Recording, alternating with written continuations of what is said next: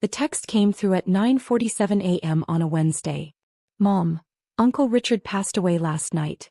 Funeral is Saturday. Will reading is Monday at 2 p.m. I stared at my phone screen in the empty staff lounge at Seattle General Hospital, where I'd just finished a 12-hour shift in the cardiac unit. My hands started shaking. Uncle Richard. Dead. I'd spoken to him 3 days ago. Our usual Tuesday evening call. He'd sounded tired but fine, complaining about the Mariners pitching like always. We talked about his garden, about the book he was reading, about absolutely nothing important. The way we always did. You okay? My coworker Lisa touched my shoulder. My uncle died, I said quietly. Oh, Emma. I'm so sorry. I nodded, unable to speak past the tightness in my throat. I excused myself and went to my car, where I sat in the parking garage and cried for 20 minutes. Uncle Richard had been 78. I'd known this day would come eventually. Knowing didn't make it hurt less. My phone buzzed again. Mom, don't expect anything at the will reading. He barely knew. We were his real family. I stared at that message for a long time. Then I blocked out the pain and drove home to my small apartment in Capitol Hill, the one Mom loved to mention whenever she wanted to remind me that my older sister Melissa lived in a 4-bedroom house in Bellevue. The funeral was exactly what I expected. Mom and Dad arrived early in expensive black. Melissa came with her husband Brandon and their 2 kids. Kyle showed up late, reeking of cologne. I'd arrived an hour early to be alone with Uncle Richard before everyone else. The service was brief. The pastor spoke in generic platitudes. Melissa cried loudly. Mom dabbed her eyes. Dad stood stoic. I didn't cry. I'd already cried. Instead, I thought about Tuesday evenings. At the reception afterward, held at Mom and Dad's house in Medina, the family gathered in clusters. I stood alone by the window holding a cup of coffee I didn't want. Emma. Mom approached, her voice low. We need to discuss Monday. The will reading. Yes. She glanced around, then moved closer. Your father and I have been thinking. Richard's estate is substantial. The house alone is worth at least $1 million, and he had investments, savings. We're talking significant money. Okay. We were his immediate family. Your father is his only sibling. It's only natural that the bulk of the estate would go to us, with portions for you kids. I said nothing. But you should understand, Mom continued, that Richard barely knew you, Emma. You visited him, a few times a year. Every Tuesday for 6 years, I thought. But you didn't know that. We were the ones who really cared for him, Mom said. We were his real family. So when the will is read on Monday, don't expect anything significant. Maybe a small token amount. That would be appropriate. Okay, I said quietly. Dad joined us, drink in hand. Emma. Your mother's right. Richard and I were close. Brothers. You understand how inheritance works. It goes to immediate family first. When was the last time you saw him? I asked. Dad frowned. What? When was the last time you saw Uncle Richard? Before he died. Christmas, Dad said. We had him over for Christmas dinner. 8 months ago. They'd had him over for 4 hours on Christmas Day. I'd been there too. Uncle Richard had looked uncomfortable the entire time, surrounded by expensive decorations and expensive food and expensive people discussing expensive things. He seemed fine then, Mom added. Healthy. This was very sudden. It wasn't sudden. Uncle Richard had been diagnosed with congestive heart failure 2 years ago. I'd taken him to every cardiology appointment. I'd picked up his medications.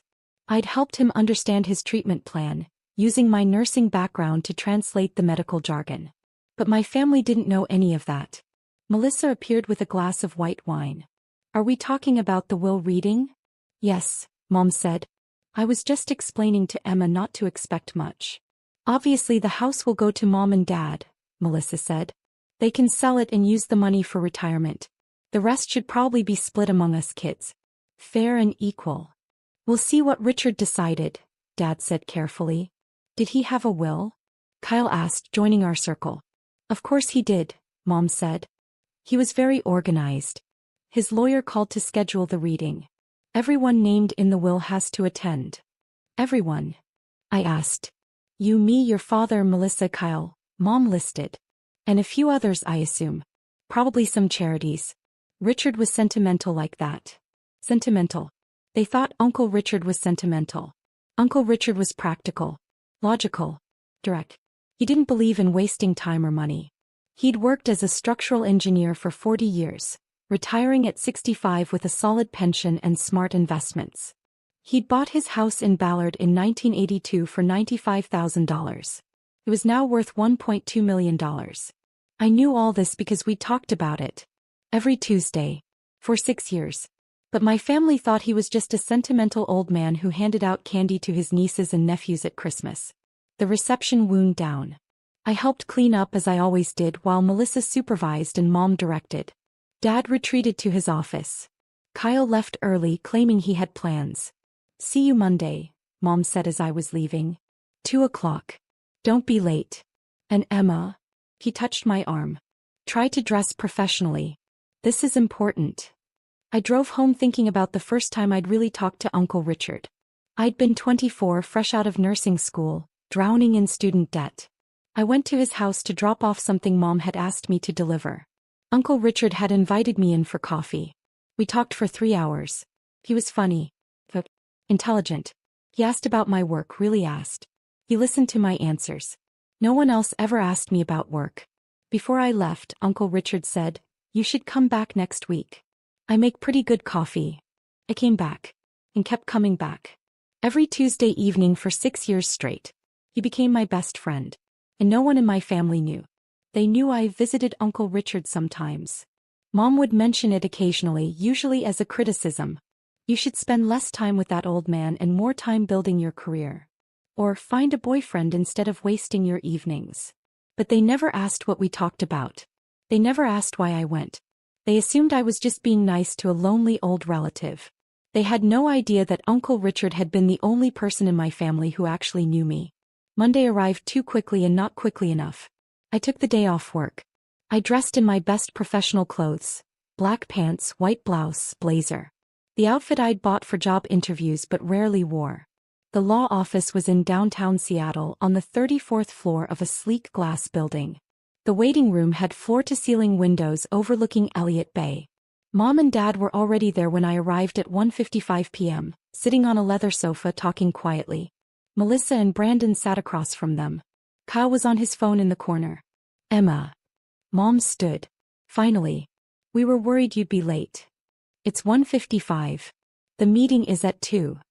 Early is on time is late," Mom said, one of her favorite phrases. The receptionist smiled at me. "You must be Emma Chin. Mr. Hartwell is expecting you. You can all go in now." We filed into a large conference room. Dark wood table, leather chairs, law books lining the walls. Very official. Very intimidating. A man in his 60s stood as we entered. "Good afternoon. I'm Robert Hartwell, Richard Chen's estate attorney. Please everyone have a seat." We arranged ourselves around the table. Mom and Dad sat at one end, the power position. Melissa and Brandon beside them. Kyle across from them. I sat at the far end, as far from everyone as possible. Mr. Hartwell opened a leather portfolio. "First, let me express my condolences. Richard was a wonderful man. I had the pleasure of working with him for over 20 years. Mom nodded graciously. "Thank you. He spoke highly of you." Had he? I'd never heard Uncle Richard mention his lawyer. "Before we begin," Mr. Hartwell said, "I want to clarify a few things. This will was executed 18 months ago in March of last year. Richard was of completely sound mind. The will was witnessed by 2 unrelated parties and notarized. It is legally binding." "Of course," Dad said. Richard also left instructions that I was to read the will in its entirety, with no interruptions, and then answer questions afterward. I'd appreciate everyone's cooperation with that. We all nodded. Mr. Hartwell put on reading glasses. "The last will and testament of Richard Michael Chin, executed March 15, 2024. He read through the opening legal language, declarations that Uncle Richard was of sound mind, that this superseded all previous wills, that he appointed Mr. Hartwell as executor. Then he reached the bequest. To my brother Daniel Chin and his wife Patricia Chin, I leave the sum of $5,000 each for a total of $10,000. Silence. Mom's face froze. To my niece Melissa Chin Morrison, I leave the sum of $5,000. Melissa's mouth opened. What? Please hold questions until the end, Mr. Hartwell said gently. To my nephew Kyle Chin, I leave the sum of $5,000. Kyle put his phone down, looking confused. The entirety of my remaining estate, Mr. Hartwell continued, including my residence at 4728 Sunset Avenue, all bank accounts, investment portfolios, retirement accounts, personal property, and any other assets not specifically mentioned above, I leave to my niece Emma Louise Chin. The room went completely silent. I couldn't breathe. The estate has been valued at approximately $3.2 million, Mr. Hartwell said, still reading. This includes the Ballard residence valued at $1.2 million, investment accounts totaling $1.7 million, savings and checking accounts of $200,000, and personal property and vehicles valued at approximately $100,000. Mom's face had gone white. Chilly white. Richard also left a letter to be read at this time, Mr. Hartwell said. He pulled out an envelope. To my family and to Emma, this letter explains my decision. He opened it and began reading in Uncle Richard's voice. Practical, direct, no wasted words. To my brother Dan and his wife Patricia. You are good people. You worked hard, built successful careers, raised 3 children. I'm proud of you. But let's be honest with each other. You visited me once a year at Christmas. You called on my birthday and major holidays. That's fine. I don't fault you for it. You had busy lives. To Melissa, you're ambitious and driven. You've built a beautiful life. The few times you visited, you were polite but distracted, always checking your phone, always rushing to leave. That's okay. I understand. To Kyle, you're young and figuring out your path. The handful of times you came by, it was because your mother made you. You were bored the entire time. I don't blame you for that either. Here's the thing though. For the past 6 years, Emma has come to my house every single Tuesday evening. 6 to 8 p.m. Like clockwork. He never missed. Not once. She came when she was exhausted from 12-hour hospital shifts. He came when she was sick with the flu herself. She came during snowstorms and heat waves. She came when she had her own problems and worries. She didn't come because she had to. He came because she wanted to. We drank coffee. We talked. About everything. She told me about her patients, about the challenges of being a nurse, about her dreams of maybe becoming a nurse practitioner someday. I told her about my career, about engineering, about your mother, her grandmother, who died before Emma was born. She listened to my stories. She laughed at my jokes. He cared about my opinions. When I was diagnosed with heart failure 2 years ago, Emma took me to every appointment. She made sure I understood my medications. He helped me modify my diet. She checked on me between our Tuesday visits, calling to make sure I was okay. She did this while working full-time. While dealing with her own challenges. While being dismissed and overlooked by her own family. None of you knew any of this. You didn't know because you never asked. You assumed Emma was just being nice, that she visited, sometimes, that she was wasting her time with a boring old man. But Emma saw me. Actually saw me. Not as an obligation or a burden or a source of future inheritance. As a person. A friend. She gave me something precious in my final years. Her time and her genuine care. That's worth more than money can measure. So I'm leaving her the money. To Dan, Patricia, Melissa and Kyle, your $5,000 bequests are not insults. They're acknowledgments. You're family. I loved you. But Emma earned this inheritance through 6 years of showing up, consistently and selflessly. If you're angry about this decision, I understand. But ask yourselves, when was the last time you spent 2 hours with me just talking? When was the last time you asked about my life, my thoughts, my fears? Emma asked. Every Tuesday. For 6 years. That matters. With love and no regrets, Richard Chin. Mr. Hartwell set down the letter. The silence in the room was suffocating. I had tears running down my face. I couldn't stop them. This is insane, Melissa said. Her voice was shaking. This isn't legal. He was clearly manipulated. I assure you, Mr. Hartwell interrupted calmly, the will is completely legal and valid. Richard was evaluated by his physician 3 weeks before executing this will. The doctor certified that he was of sound mind and not under any undue influence. She's a nurse. Mom's voice was sharp. He had access to him. She could have. Mrs. Chin. Mr. Hartwell's voice was firm now. I'm going to stop you right there. Any allegations of impropriety could expose you to legal liability. Richard made this decision freely and clearly. I was present when he executed the will. I spoke with him at length about it. He was absolutely certain. But $3 million, Dad said. He looked stunned. That's... Richard, we're your family. Your brother. And Emma is your daughter, Mr. Hartwell said quietly. Richard's niece. Also family. This is different, Mom insisted. She spent a few hours a week with him. We spent decades. With respect, Mrs. Chin, what matters is not the history but the present. Richard makes that clear in his letter. Emma was present during his final years. That's what he valued. Kyle was staring at me. You never told us. About the Tuesday visits. You never asked, I said softly. 3.2 million, Melissa said. She looked at me with an expression I'd never seen before. Pure fury. You manipulated an old man. Melissa. Brandon put his hand on her arm, but she shook it off. No. This is fraud. We're contesting this. We have to. That is your right, Mr. Hartwell said. However, I must warn you that any contest will be expensive and, in my professional opinion, doomed to fail. Richard anticipated this possibility. He left detailed documentation. Phone records showing Emma's daily check-in calls. Visitor logs from his doctor's appointments showing Emma attended every single one while none of you attended any. Receipts for medications, groceries, and care items that Emma purchased for him. Testimony from neighbors who only ever saw Emma visiting. He pulled out a thick folder. Richard was an engineer. He documented everything. If you contest this will, all of this evidence will be presented in court. It will show quite clearly that Emma provided years of care while the rest of the family provided minimal contact.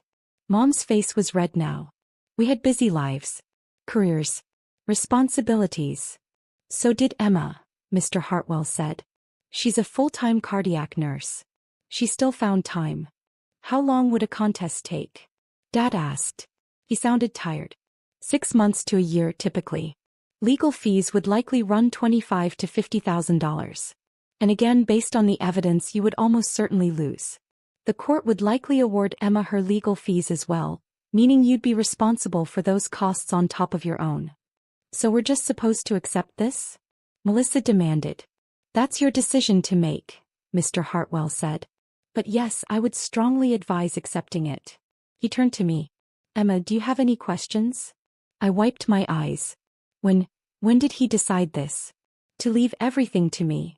We discussed it about 2 years ago, shortly after his diagnosis. He'd been thinking about it for a while. He told me he wanted to ensure the person who actually cared for him would benefit, not just the people who assumed they'd inherit because of a family tree. He never said anything to me. He didn't want it to affect your visits. He wanted to make sure you were coming for him, not for an inheritance. Though he told me he knew that was never your motivation. Fresh tears spilled over. Uncle Richard had known. Of course he had. He'd known I loved him. That I came every Tuesday because I wanted to, not because I expected anything. This is bullshit, Kyle muttered. Kyle. Mom snapped. What? Is? Emma gets $3 million because she drank coffee with the guy. She did considerably more than that, Mr. Hartwell said. But regardless, this is Richard's decision to make. It was his money. His estate. His choice. What happens now? Dad asked. The estate will go through probate, which typically takes 4 to 6 months. As executor, I'll manage that process. Emma will inherit the house and all assets once probate is complete. The $5,000 bequests to each of you will be distributed first, within 30 days. $5,000, Melissa laughed bitterly. After all the years. All the years of what? I said quietly. Everyone looked at me. All the years of visiting once? Of calling on holidays? Of treating him like an obligation? How dare you, Mom said. I'm not saying it to be cruel. My voice was steady now. But Uncle Richard was right. You barely knew him. None of you did. You knew he existed. You knew he was family. But you didn't know him. And you did. Melissa challenged. Yes. I knew his favorite book was Lonesome Dove. I knew he cried when his wife died 20 years ago and never really got over it. I knew he was scared of dying alone. I knew he loved the Mariners but thought they'd never win a World Series. I knew he voted for Democrats even though his engineering colleagues all thought he was crazy. I knew he wanted to visit Japan but never did because Aunt Lily died before they could take the trip. I looked around the table. Did any of you know any of that? Silence. He was just Uncle Richard, Kyle said defensively. The old guy we saw at Christmas. Exactly. And that's fine. You had your own lives. I'm not judging you for that. But don't be angry with me because I actually spent time with him. You're taking advantage of an old man's loneliness, Mom said coldly. No. I was giving him companionship. There's a difference. Mr. Hartwell closed his portfolio. Unless there are legal questions, I think we're finished here. Emma, please call my office tomorrow and we'll begin the probate process. Everyone else, you'll receive your bequests within 30 days. We all stood. The silence was crushing. In the elevator down, no one spoke. We were all crammed together in the small space, not looking at each other. When we reached the lobby, Mom turned to me. If you had any decency, you'd split that money with your family. No, I said. No. Uncle Richard left it to me. He explained why. I'm going to honor his decision. You're being selfish, Melissa said. Maybe. Or maybe I earned it. Either way, it's mine now. I walked away from them out into the Seattle afternoon. My phone started buzzing before I'd even reached my car. Melissa, you're destroying this family. Kyle, this is so messed up. Mom, we need to talk about this reasonably. Dad, Emma, call me. I didn't respond to any of them. That night I drove to Uncle Richard's house. My house now, I supposed, though that felt impossible to process. It was a small craftsman bungalow with a covered front porch. The garden Uncle Richard had tended for 40 years was overgrown now. He'd been too weak to maintain it these last few months. I used the key he'd given me 2 years ago. In case of emergency, he'd said. You're my emergency contact. You should have a key. The house smelled like him. Coffee and Old Spice and old books. I stood in the living room and cried. Everything was exactly as it had been last Tuesday. The coffee maker I'd used to make our evening coffee. The 2 mugs in the sink still unwashed. The book he'd been reading, bookmark halfway through. The photo albums on the shelf. Uncle Richard's entire life, documented in pictures. I pulled one down and flipped through it. Uncle Richard and Aunt Lily on their wedding day. Uncle Richard at his college graduation. Uncle Richard and Dad as kids, maybe 7 and 10, grinning at the camera. Toward the back, recent photos. Most of them were of Uncle Richard alone, at his garden at the park, reading on his porch. Then I found a section of photos I hadn't known existed. Photos of me and Uncle Richard. Someone must have taken them, maybe a neighbor.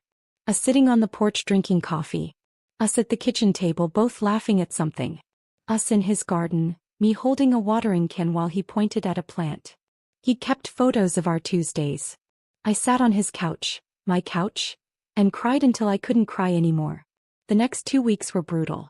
My family called constantly. Mom wanted to have a family meeting to discuss fair distribution. Melissa left voicemails accusing me of manipulation and greed. Dad sent long emails about family obligation and doing the right thing. Kyle just sent angry text. I didn't respond. I went to work. I did my job. I came home. I ignored my phone. Mr. Hartwell called to walk me through the probate process. He was kind and patient, explaining everything clearly. You're handling this well, he told me. Richard would be proud. My family hates me. They're upset. They expected something different. But that's not your fault, Emma. You didn't manipulate anyone. You were just present. That's all Richard wanted. Someone to be present. 3 weeks after the will reading, Mom showed up at my apartment. We need to talk, she said when I opened the door. I let her in because I was too tired to fight. She sat on my worn couch in my small apartment and looked around with barely concealed disdain. You're really going to keep living here? You're about to inherit millions. I haven't inherited anything yet. Probate takes months. Emma. She leaned forward. Be reasonable. That money should go to the family. All of us. Richard was confused at the end. He didn't understand what he was doing. He wasn't confused. He was very clear. You manipulated him. I visited him. Every week. For 6 years. That's not manipulation. That's showing up. You knew he had money. Actually, I didn't. Not exactly. We never discussed his finances in detail. I knew he owned his house. I knew he had a pension. But I didn't know about the investments or the exact amounts. And I didn't care. I don't believe you. I know you don't. But it's true. I visited Uncle Richard because I liked him. Because he was my friend. Because every Tuesday evening for 2 hours, I had someone who actually listened to me. Mom flinched. We listen to you. No, Mom, you don't. You never have. When's the last time you asked about my job? Really asked, wanted details? You're a nurse. You work at a hospital. I'm a cardiac care nurse. I specialize in post-surgical recovery. I've been thinking about going back to school to become a nurse practitioner. Did you know that? Mom was silent. I've been thinking about it for 2 years. I've mentioned it. But you've never asked about it. You're always too busy telling me about Melissa's kitchen renovation or your golf club drama. That's not fair. It's completely fair. And it's fine, Mom. I stopped expecting you to be interested in my life years ago. But don't be surprised that I formed a close relationship with someone who was interested. So this is our fault? This isn't about fault. This is about choices. Uncle Richard chose to leave his money to me. I'm choosing to accept it. You're choosing to be angry about it. Those are all choices we're making. $3 million, Emma. I know. That could change all our lives. It's going to change my life. That's what Uncle Richard wanted. Mom stood. If you go through with this, your family will never forgive you. Then I guess my family will never forgive me. She left without another word. 4 weeks after the will reading, Melissa showed up with a lawyer. They came to my apartment on a Saturday morning. I was still in my pajamas, having worked a night shift. This is my attorney, Michael Brennan, Melissa announced. We're filing a contest to Richard's will. Mr. Brennan looked uncomfortable. Ms. Chin, my client believes there are grounds to challenge the will on the basis of undue influence. Hey, I said. I was too tired for this. We'd like to propose a settlement, he continued. Rather than going through expensive litigation, we're prepared to offer you a generous amount if you'll agree to split the estate more equitably. How equitably? 40% to you, 60% split among the other family members. I did the math. That would give me about $1.3 million. They'd split nearly $2 million. No, I said. Emma, be reasonable, Melissa said. We're being more than fair. Uncle Richard was clear about what he wanted. I'm not negotiating against his wishes. We will win in court, Mr. Brennan said, though he didn't sound confident. The evidence of undue influence is compelling. What evidence? You had exclusive access to Richard. You isolated him from his family. You're a medical professional who could have manipulated his medications or mental state. I'd like you both to leave now, I said calmly. Emma. Leave. Or I'll call the police and report you for harassment. They left. 2 hours later, I received a call from Mr. Hartwell. Your sister has filed a will contest, he said. I expected this. Don't worry. Should I be worried? No. Frankly, they have no case. I spoke with their attorney. He knows it too. He's doing this because Melissa is paying him to. But it will fail. How long will it take? 4 to 6 months for the court hearing. The judge will review the evidence and make a ruling. Based on what we have, I'm confident we'll prevail. And if they lose? They'll be responsible for their own legal fees, likely $25,000 or more. And the judge may award you your legal fees as well, which they'd have to pay. Total cost to them could be $50,000 or more. That seems like a waste of money. It is. But sometimes people need to learn lessons the expensive way. 5 months later, we sat in King County Superior Court. Judge Margaret Fisher presided. She was in her 60s, sharp-eyed and no-nonsense. Melissa's attorney, Mr. Brennan, presented their case. He argued that I'd had unusual access to Uncle Richard. That I'd isolated him from his family. That as a medical professional I could have influenced his mental state. He had no evidence of any of this. Just speculation and insinuation. Then Mr. Hartwell presented our case. He had phone records showing I'd called Uncle Richard daily for 2 years. Visitor logs from cardiology appointments showing I'd attended all 17 appointments while no other family member attended any. Testimony from Uncle Richard's cardiologist stating that Richard had been completely mentally competent until his final week. Testimony from 3 neighbors stating they'd only ever seen me visiting, never other family members except once a year at Christmas. He had receipts for medications I'd purchased. Grocery receipts for food I'd bought him. Receipts for the home health aide I'd hired out of my own pocket when Uncle Richard got too weak to manage alone. He had Uncle Richard's letter written in his own hand, explaining his decision clearly and rationally. Judge Fisher reviewed everything silently. Then she spoke. "I've practiced law for 35 years, she said. I've overseen hundreds of will contests. Most of them involve legitimate concerns. Questions about mental competency, suspicious circumstances, unclear intent. This is not one of those cases." She looked at Melissa. "Ms. Morrison, your uncle left a clear, documented explanation of his decision. He was evaluated by a physician and found competent. He had the right to leave his assets to whomever he chose. But she manipulated," Melissa started. "No," Judge Fisher interrupted. "She visited him. There's a difference. A significant one." He turned to me. "Ms. Chen, the evidence shows you provided consistent, loving care to your uncle for years. You did so while working full-time as a nurse. You did so without any apparent expectation of inheritance. Your uncle valued that care. He chose to reward it. That was his right." Back to Melissa. "If you had wanted to inherit, you should have been present in his life. That's not manipulation on your niece's part.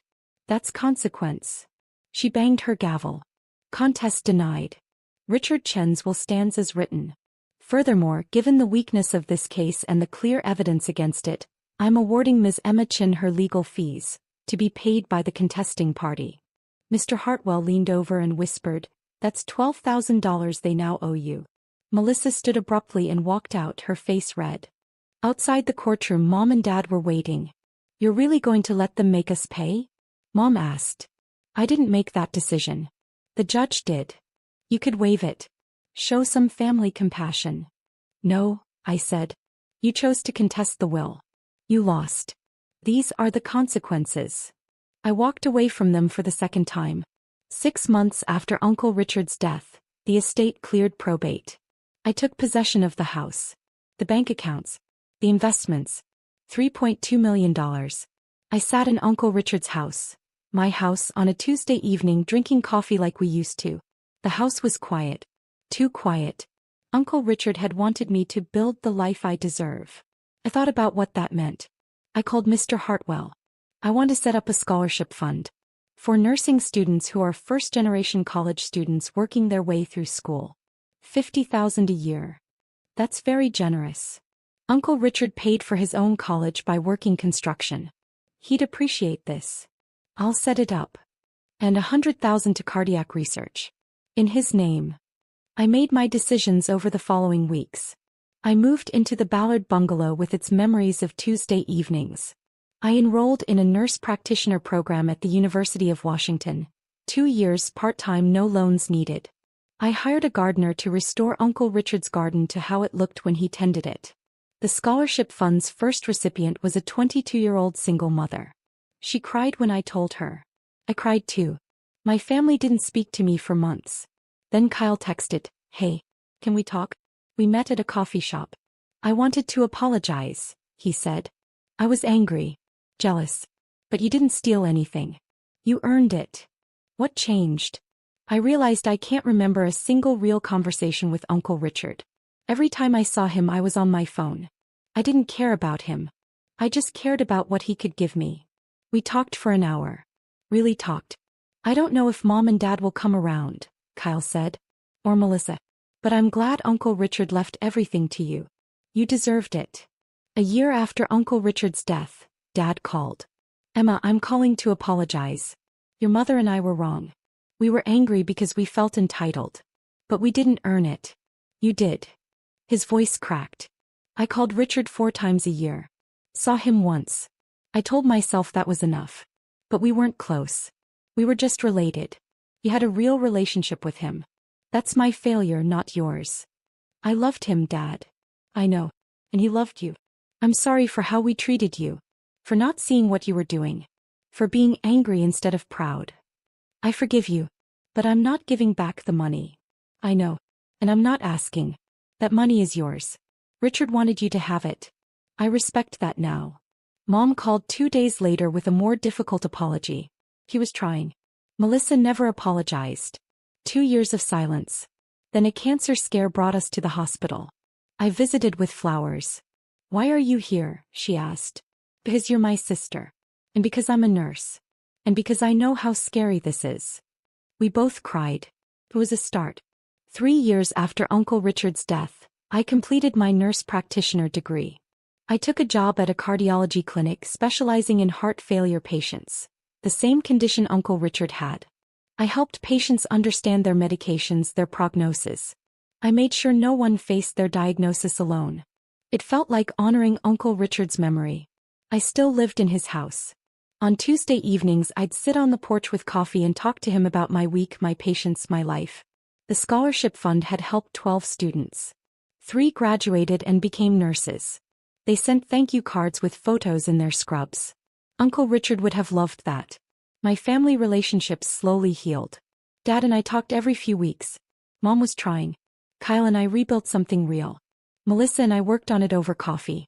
It would never be perfect. But it was something. I thought about Uncle Richard's gift often. Not just the money but what it represented. Someone had seen me. Had valued me. Had loved me. He'd given me the knowledge that I was worth showing up for. That my time mattered. That my care mattered. That I mattered. That was the real inheritance. The money was just proof.